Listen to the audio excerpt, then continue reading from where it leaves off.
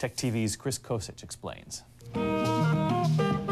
Cape Town, a seaside gem in Africa's southern tip, a teeming city with music everywhere. It's the perfect playground for two American DJs, Victor Nwenko and Parker Hellman. The local continent's music right here. Vinyl may seem dated to the MP3 generation, but to these guys, vinyl's a way of life. Records are old school, but you need to incorporate the old school with the new. And do these guys know what's new? They're visiting DJs at the Red Bull Music Academy. The Academy is a gathering place for DJs from all over the world. Parker, also known as DJ Spare, is from the San Francisco Bay Area. While he spins for friends in an informal jam session, Victor's in the studio, taking in a live recording and seeing how it's produced. The Music Academy gives DJs a chance to acquire new skills, try new technology, and hopefully take home what they've learned. Me, coming from Chicago, I can use the tactics that are used here in South Africa, in Chicago, transpose them, and it might be a little bit simpler. Yes, I got the microphone, I'm flipping freestyle, my man is on the beatbox. Music passes the time around here, but most of the day, it's spent in a different kind of rap session. Has X-Clan ever performed here? They get up to 5 hours of lectures every afternoon from guys like these South African DJs. And when the sun goes down in Cape Town, that doesn't mean the guys stop studying. No, they go from the classroom to the club. Cape Town's got a hoppin' nightlife. We found Victor and Parker right in the middle of it. Check it out. The sights and sounds might be new, but when DJ Spare starts a set in a local bar, he feels right at home. It's a totally different scene than the Bay Area.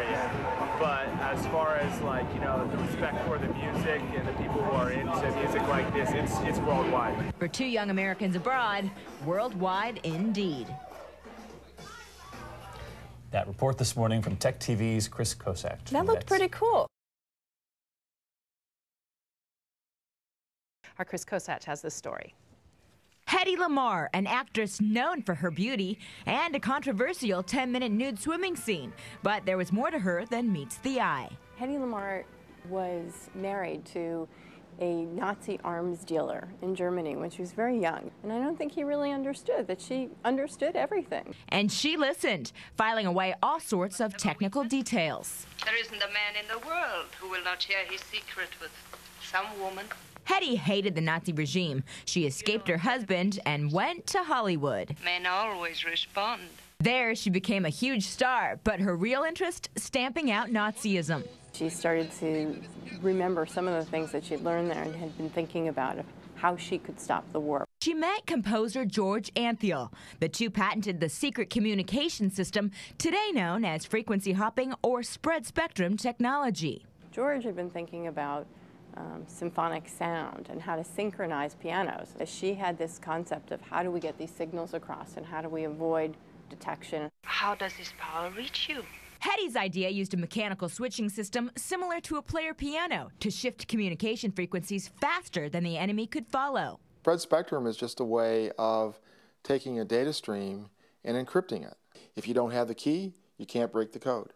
Unfortunately, Hedy and George used pianos to explain their device. When the government saw the word pianos, they just didn't bite. The idea sat on the shelf for 20 years. Then one day, the government took a second look. And they had run across the patent. It had long expired, and they started to use this technology to invent military communications. First, to keep the enemy from jamming American torpedoes and sending them off course. Today, a more advanced system keeps military communications like those used in Iraq from being tapped. But it's not just for the military anymore. Commercial enterprises started saying, hey, we can use this. We can use this to create cell phone technology. And now it's one of the primary technologies we're using for everyday life.